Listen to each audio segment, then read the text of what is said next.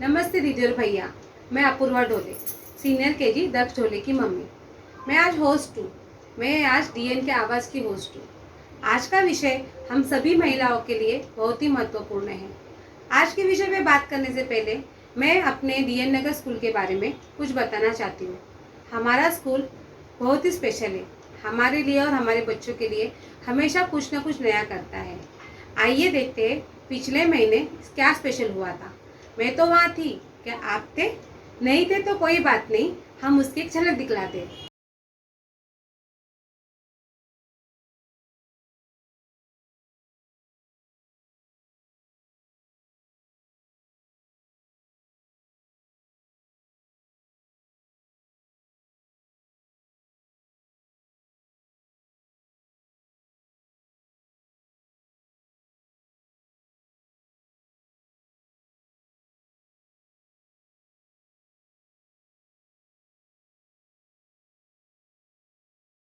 कितनी सारी खुशी होती है ना। हमारे स्कूल हमारे बच्चों के लिए कितने सारे कार्यक्रम करती है। खैर, ये बातें तो चलती रहेगी। अब हम आते हैं हमारे मुद्दे की बात पर। हमारा आज का विषय है वुमन एम्पावरमेंट, नारी सशक्तिकरण। मुझे बड़ा ही गर्व है कि मैं एक नारी हूँ।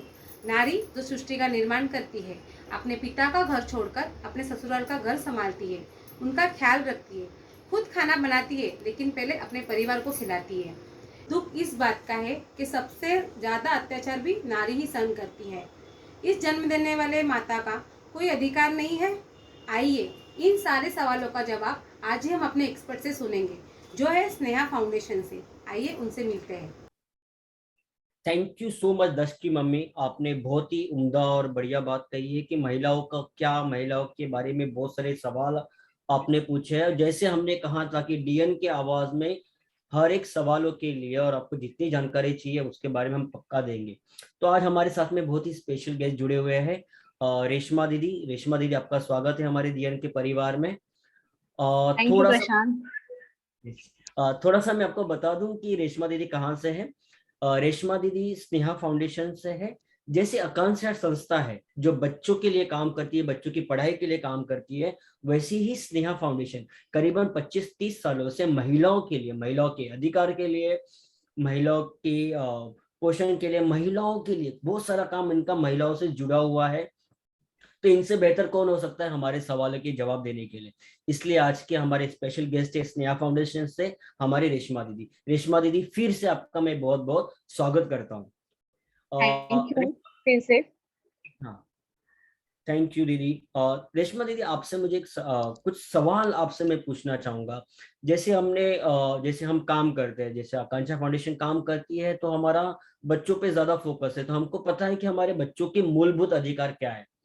तो मेरा सवाल आपसे पहला ये है कि जैसे बच्चों के अधिकार है, वैसे क्या महिलाओं के भी कुछ मूलभूत अधिकार होते हैं? बिल्कुल होते हैं। जैसे कि हमारा भारतीय संविधान कहता है कि हमें समानता का हक है। हमें इस बात का हक है कि हमारे जेंडर के आधार पे, जाति के आधार पे या धर्म के आधार पे हमारे साथ किसी भी तरीके का भेदभाव नहीं होना चाहिए। अ, दूसरा ये अधिकार है कि हमें राइट टू लाइफ है, मतलब हमें जीने का हक है। हमें शिक्षा का अधिकार है। हमें एक अच्छी जिंदगी, एक बेहतर जिंदगी जीने का हक है। और हमारी जिंदगी हमारे टर्म्स पे जीने का हक तो बिल्कुल ही है। तो ये जो मूलभूत हक, एक जो हम बोलते हैं कि जो मानवीय अधिकार है, वो सारे मानवीय अधिकार औरतों को भी तो लागू होते हैं, क्योंकि औरतें भी तो मानव ही है। थैंक यू रेशमा दीदी, बहुत ही अच्छी तरह से आपने हमको समझाया कि जैसे मानवों के काफी अधिकार होते हैं, तो उसमें से एक अधिकार जैसे आपने कहा कि हम हमारे तरीके से जी पाए, तो उनमें एक चीज होती है कि सुरक्षा से भी रह पाए, यानी औरतों की सुरक्षा भी जी। बहुत जरूरी है। बट कुछ महीनों से जब से लॉकडाउन हुआ या बहुत सारी चीजें हमने देखी कि घरेलू हिंसा के प्रकरण या केसेस बहुत सामने आ रहे हैं। हमने पिछले रिकॉर्ड में भी देखे कि पिछले 20 सालों में जितने नहीं थे उतने पिछले 1 सालों में डोमेस्टिक वायलेंस यानी घरेलू हिंसा के प्रकरण बढ़े हैं या केसेस बढ़े हैं। तो थोड़ा सा उसके बारे में जानना चाहूंगा।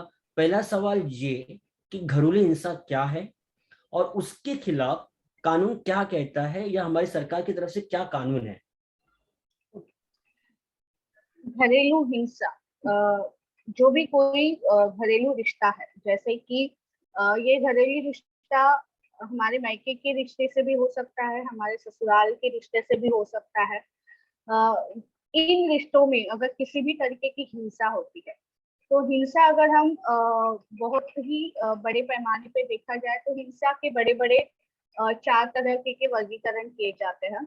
सबसे पहले आता है कि शारीरिक हिंसा। तो शारीरिक हिंसा हम सबको दिखाई देती है, हम सब ज्यादातर शारीरिक हिंसा होने के बाद ही कहते हैं कि घरेलू हिंसा है। शारीरिक हिंसा में ऐसी चीजें होती है जैसे कि मारना, ढकेल देना, बार बार कान के ऊपर मारा जाता है, जिस वजह से हमने देखा है कि बहुत बार महिलाओं के कान के पर्दे फटे हुए हैं। या बहुत बार ऐसी जगह पे मारा जाता है कि जो निशान वो औरत किसी को दिखा नहीं पाए, तो इस तरीके से भी मारहान होती है। बहुत बार इस तरीके से मारते हैं जिसको मराठी में मुक्का मार बोलते हैं। तो वो अगर मार होती है तो उसके निशान भी हमें दिखाई नहीं देते, लेकिन वो एक अंदरूनी सूजन होती है, और उस इन सब शारीरिक हिंसा का जो परिणाम होता है वो मानसिक तौर से भी उस महिला या उस बच्चे पे होता रहता है। दूसरा है मानसिक हिंसा, जैसे कि बार बार उसको ये बताना कि तू काली है, मोटी है, तुझे कुछ नहीं आता है, तू किसी काम की नहीं है, तूने मैके से कुछ नहीं लाया है, तुझे बच्चे नहीं हो रहे, अगर बच्चे हुए हैं तो वो लड़का नहीं हुआ है, तो उसके ऊपर से बार बार ताने देना। हर एक छोटी मोटी चीज पे बैठते उठते उसको इतनी तरीके से मानसिक दबाव में लाना कि वो अपना आत्मसम्मान खो बैठे, और वो अपनी लाइफ में अपने आप को फिर से खड़ा करने की हिम्मत ना जुटा पाए। तो वो होती है मानसिक हिंसा। दूसरी होती है आर्थिक हिंसा। जो आर्थिक हिंसा होती है उसमें हमने बहुत बार देखा है कि घर में जितनी जरूरत के लिए पैसे लगते हैं उतने पैसे नहीं दिए जाते। मतलब अगर आपका रोज का खर्चा 200 रुपए का है, आपको 100 रुपए ही दिए जाते हैं, तो बाकी क्या खर्चा वो औरत कहाँ से करेगी। और ऐसे नहीं है कि उनके पास पैसे नहीं है, औरत मर्दों के पास वो अपनी बाकी की जो बुरी आदतें हैं जैसे शराब है, इन सारी चीजों पे ये पैसे उड़ाते हैं। लेकिन जो घरेलू जरूरतें हैं उनके लिए वो ये पैसे खर्च नहीं करना चाहते हैं। ऐसे भी होता है कि औरत कमाती है लेकिन उससे उसकी आमदनी का सारा हक छीन लिया जाता है। ये सिर्फ उन औरतों के साथ नहीं होता जो डेली वेजेस पे काम करते हैं, ये हर तबके की औरतों के साथ होता है। हमने ये भी देखा है कि जहाँ पे औरतें बहुत ज्यादा कमा रही है तो उनके घर में उनके पिताजी, भाई या उनके पति के हाथ में रहता है। वो उनके सैलरी में से कुछ हिस्सा उनको निकाल के देते हैं कि नहीं तुम्हें इतना ही महीने के लिए खर्च करना चाहिए, जबकि वो कमाने वाली औरत ही है। इसके अलावा जो मायके से जो पैसे की बात की जाती है कि तुम्हें इतना लाना है उतना लाना है, तो ये सारी चीजें जो है वो आर्थिक हिंसाचार में आता है। बहुत बार जो दहेज की मांग होती है, शादी में जो लेन देन की बात होती है, वो भी एक तरीके की आर्थिक हिंसा है।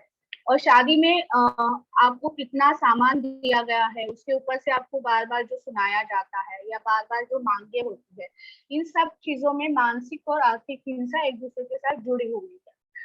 चौथी जो हिंसा है वो लैंगिक हिंसा है।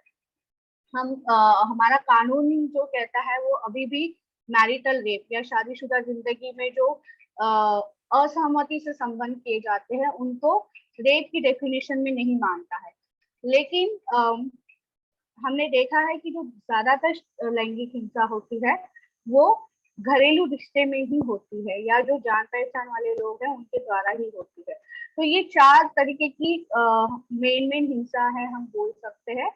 जो जिस तरीके की कोई भी हिंसा अगर आपके घरेलू रिश्ते से जुड़े हुए इंसान के द्वारा हो रही है, अब घरेलू रिश्ते में कौन आता है, तो जैसे आपके माँ बाप आते हैं, भाई बहन आते हैं, बहुत बार अगर कोई दिन भाई बहन मायके में है तो उसके साथ बहुत बार आर्थिक हिंसा होती है या उसके लिए उसको घर से निकालने के बारे में बार बार कहा जाता है कि तू यहाँ पे क्यों रह रही है। जब तक वो सैलरी लाती है, भाई बहन छोटे हैं, उनको पढ़ाती है, उनके खर्चे करती है, पर जब उनकी गृहस्थी बसती है तो उसको घर से निकालने की कोशिश होते हैं। बहुत बार जब कोई भी बिन बिहारी लड़की अपनी मर्जी से शादी करना चाहती है या अपनी मर्जी से करियर करना चाहती है तो उसको हाउस अरेस्ट किया जाता है, उसको एक घर में बंद किया जाता है। तो इस तरीके की हिंसा मायके वालों से भी होती है। ससुराल वालों से जैसे मैंने पहले ही बोला है कि अलग अलग कारणों की वजह से मारपीट होना, गाली गलौज होना, आर्थिक हिंसा होना, इस तरीके से जो भी घरेलू रिश्ता है उस व्यक्ति से अगर आपको हिंसा हो रही है तो वो घरेलू हिंसा होती है। थैंक यू दीदी। और के लिए कुछ कानून बता सकते हैं कि कौन से एक्ट है या इसके अंदर में कितने सालों की सजा हो सकती है, ऐसा कुछ हो सकता है हुआ तो? तो जब आपको बहुत ही ज्यादा घरेलू हिंसा हो रही है, जैसे हम चरम घरेलू हिंसा बोलते हैं, जिस वजह से आपकी जान जाने की शायद चांसेस हो सकते हैं, या आपको किसी भी तरीके का एक व्यंग्यत्व आ सकता है, या आप अगर प्रेग्नेंट हो और आपके बच्चे जो अंदरूनी बच्चा है उसको कोई अगर ठेस पहुंची है, या बहुत ही ज्यादा घिनौना किस्म की कोई भी शारीरिक, आर्थिक, लैंगिक या मानसिक हिंसा आपके साथ हो रही है, तो आप आईपीसी मतलब भारतीय दंड विधान के 400A के तहत आप एफआईआर कर सकते हो। ये गैर जमानी कलम है जिसमें अभी जो प्रोसेस हो रही है उसके बारे में मैं थोड़ा बताऊंगी। इसमें क्या होता है कि जब कोई भी औरत बताती है कि मेरे साथ बहुत ही ज्यादा हिंसा हो रही है, पुलिस दो तरीके से काम करती है। अगर बहुत ही ज्यादा हिंसा है, जैसे कि उस मारने की कोशिश हुई है या उसको जलाने की कोशिश हुई है, या बहुत ही उसको उसके शरीर पे घाव है, तो पुलिस तुरंत एफआईआर फाइल कर सकती है। अगर ये हिंसा एक अरसे से चलती आ रही है, वो बस चलती आ रही है, एक कोई ऐसे ट्रिगर पॉइंट नहीं हुआ है, तो पुलिस जो है वो एक प्राइमरी इन्वेस्टिगेशन करती है और उसका रिपोर्ट फिर वो डीसीपी को देती है। फिर वहां से उस केस में काउंसलिंग होने के बावजूद भी अगर वो औरत जो है वो केस करना ही चाहती है तो वो एफआईआर फाइल होता है। इसमें 7 साल से लेके आगे सजा सुनाई जाती है। इसमें ये भी है कि बहुत बार हमने ये देखा है कि औरत अपने पति को या ससुराल वालों को अरेस्ट नहीं करवाना चाहती है। वो नहीं चाहती है कि उनके ऊपर कोई भी कानूनी एक्शन हो, चाहे उसके साथ कितना भी किसी भी तरीके का वायलेंस हो। इन सब चीजों के बारे में वो बहुत कम सोचती है कि कोई भी मैं क्रिमिनल एक्शन लूं। तो इसलिए हाँ, फिर 2005 में protection of women from domestic violence act आया है, जो घरेलू हिंसा से महिलाओं का संरक्षण की बात करता है। इसमें बताया गया है कि अगर किसी भी महिला को घरेलू हिंसा हो रही है तो वो बिना एफआईआर दर्ज करे अपने अधिकार कैसे पा सकती है। ठीक है, इस कानून में बहुत सी चीजें बोली गई है। इस कानून में बोला गया है कि एक घरेलू रिश्ता क्या होता है। इस कानून में ये बोला गया है कि एक सामायिक घर क्या होता है। मतलब अगर कोई औरत शादी करके किसी घर में रहने गई है और वो शादीशुदा रिश्ते से या घरेलू रिश्ते से उस घर में रह रही है तो वो सामायिक घर है। फिर इसमें ये भी बताया गया है कि आपको किस तरीके की राहत मिल सकती है। हम हमेशा ये देखते हैं कि किसी भी केस में फाइनल डिसीजन आने के लिए बहुत टाइम लगता है। इसलिए इस कानून में ये प्रावधान है कि जब आप केस फाइल करते हो तो कम से कम 3 महीने के अंदर आपको एक अंतरिम आदेश दिया जाए। इसमें आप क्या क्या मांग सकते हो, तो इसमें आप ये मांग सकते हो कि आपको रहने का हक मांग सकते हो। जब आपको घर से निकाल दिया जाता है, आपको घर में नहीं वापस लिया जा रहा है, तो आप रहने का हक मांग सकते हो। इसमें आप उसी घर में रहने का हक भी मांग सकते हो। साथ ही में आप रेंट पे अगर आपको रहना है, किसी भाड़े के घर में रहना है, तो उसके लिए भी आप उनसे जो आर्थिक चीजें हैं वो मांग सकते हो। इसके अलावा आप प्रोटेक्शन मांग सकते हो। अगर आपके साथ मारपीट हो रही है, आपके साथ मानसिक हिंसा हो रही है, तो जो प्रतिवादी है वो ये सब चीजें ना करे, इसके लिए आप संरक्षण मांग सकते हो। आप बच्चों की कस्टडी जो है, कंपनसेशन जो है, ये सारी चीजें जो है मॉनेटरी रिलीफ में मांग सकते हो। तो इस तरीके से अलग अलग जो चीजें हैं वो आप इसमें मांग सकते हो। इसमें किसी भी तरीके का वारंट नहीं निकलता है, इसमें समन्स निकलता है।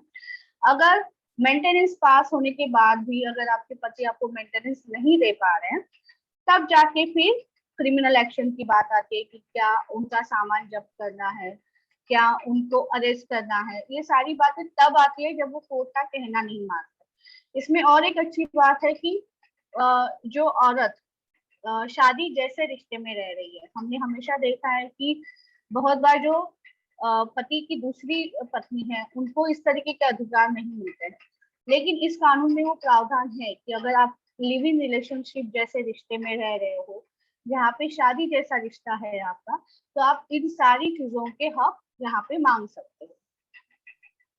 Thank you so much. और रेशमा दीदी, आपने बहुत ही क्लियरली हमको इस चीज़ें सब कुछ बताई और लॉ भी समझाया।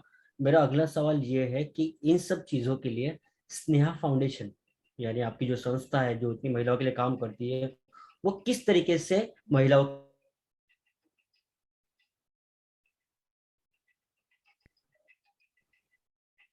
ओके, तो स्नेहा जो है, स्नेहा का जो कार्यक्रम है prevention of violence against women and children, जिसका नाम है कि महिलाओं और बच्चों के होने वाली हिंसा का प्रतिबंध करना।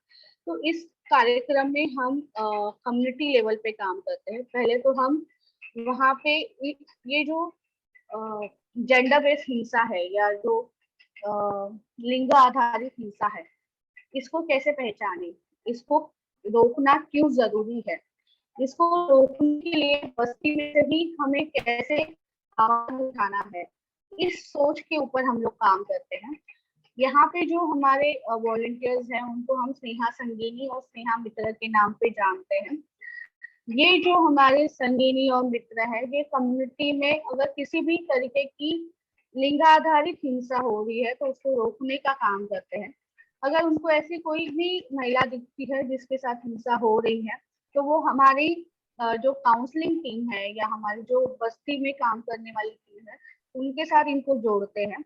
ये टीम जो है वो काउंसलिंग सेंटर में आने के बाद हम उसकी बातें सुनते हैं, उनको जो प्राथमिक समुपदेशन देना होता है वो प्रोवाइड करते हैं।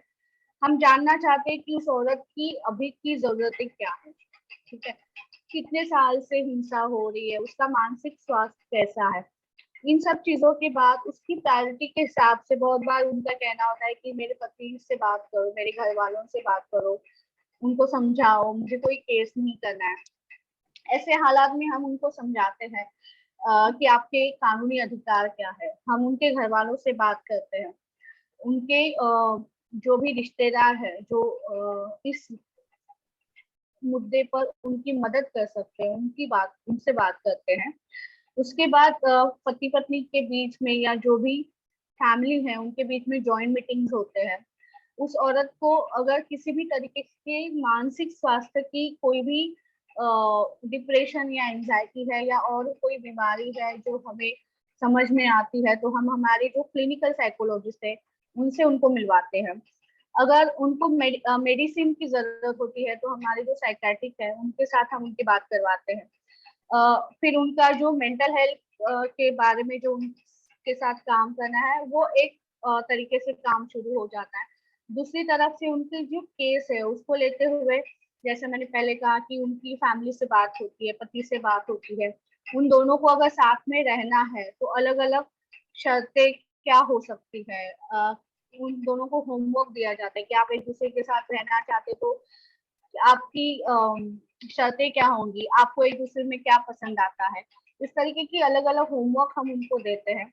और अगर वो दोनों का रिश्ता जुड़ जाता है तो हमारे लिए वो बहुत अच्छी बात होती है और वो फिर से एक घर में अच्छे से रहना शुरू करते हैं। इसके अलावा अगर वो नहीं रह पाते किसी कारणवश, उनका जो रिकंसिलेशन है या उनका समेट जो है वो नहीं हो पाता है, तो फिर उसका औरत को हम कानून की मदद देते हैं। जैसे कि पुलिस स्टेशन में अगर कोई एफआईआर करना है, एनसी करना है या पुलिस स्टेशन में एक अर्जी देना है, तो उसके लिए हम उसको मदद करते हैं। जो प्रोटेक्शन ऑफिसर्स रहते हैं उनके द्वारा कोर्ट में जो केस फाइल होता है, जिसे हम डीवी केस कहते हैं शॉर्ट में, डोमेस्टिक वायलेंस का केस होता है, वो केस फाइल करने के लिए हम उनको मदद करते हैं।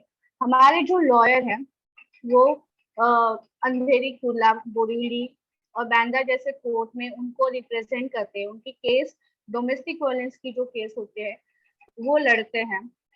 इसी के साथ हमारे पास ऐसे भी केसेस आते हैं जैसे कि बाल लैंगिक शोषण है या लैंगिक हिंसा है। तो ऐसे केसेस में अगर वो औरत चाहती है, खास करके जो 18 के ऊपर है, और वो औरत चाहती है कि उसे केस करना है, तो हम ऐसे औरतों को एफआईआर फाइल करने से लेके जब केस कोर्ट में खड़ी होती है तब तक हम उनके साथ काम करते हैं। पूरे केस के आखिरी तक हम उनके साथ रहते हैं। और जहाँ पे बाल लैंगिक शोषण की केसेस आती है तो वहाँ पे हमें पता है कि अगर किसी बच्चे के साथ ये सब हो रहा है तो उसको कानून में बताना जरूरी होता है, तो मैंडेटरी रिपोर्टिंग हम करते हैं। इस तरीके से हम काम करते हैं। साथ ही अगर उस बच्चे को किसी भी तरीके की स्कीम्स में, जैसे मनोधैर्य स्कीम है या शेल्टर होम की जरूरत है उस महिला को, तो उसके लिए हम मदद करते हैं। तो इस तरीके से अलग अलग तरीके से हम उनको मदद करते हैं। Thank you so much Reshma दीदी, बहुत ही उम्मीद आप लोगों ने हमें बहुत ही इम्पोर्टेंट जानकारी दी है। एक आखिरी सवाल, एक संदेश आप जो हमारी महिलाओं को देना चाहोगे? मैं यही कहना चाहूंगी कि घरेलू हिंसा जो है वो कोई भी पर्सनल मैटर नहीं है, वो एक सामाजिक मुद्दा है, क्योंकि अगर कोई भी घर सुरक्षित होगा तभी एक समाज सुरक्षित होगा। और इसलिए घरेलू हिंसा को नजरअंदाज मत कीजिए, उसे रोकने की और उसे टोकने की हिम्मत रखिए। अगर आपके थैंक पास इस तरीके की कोई भी महिला है तो आप आकांक्षा या स्नेहा तक जरूर पहुंचिए। ओके, थैंक यू, सॉरी दीदी, थैंक यू सो मच कि आपने इतनी इम्पोर्टेंट जानकारी हमको दी है। और मैं कहना चाहूंगा कि स्नेहा फाउंडेशन हमेशा कार्यक्रम में एक्सपर्ट है। जब भी हमें भी सहायता की जरूरत होती है हम जरूर स्नेहा फाउंडेशन तक पहुंचते हैं। आप लोगों को भी कोई सहायता की जरूरत है तो जरूर स्नेहा फाउंडेशन को कांटेक्ट कर सकते हैं। ज्यादा जानकारी के लिए आप कांटेक्ट कर सकते हो। तो मैं उम्मीद करता हूं दक्ष की मम्मी कि आपके सारे सवालों के जवाब आज मिल गए होंगे। साथ ही साथ मैं स्नेहा फाउंडेशन और आप सभी का बहुत बहुत धन्यवाद देना चाहूंगा। धन्यवाद।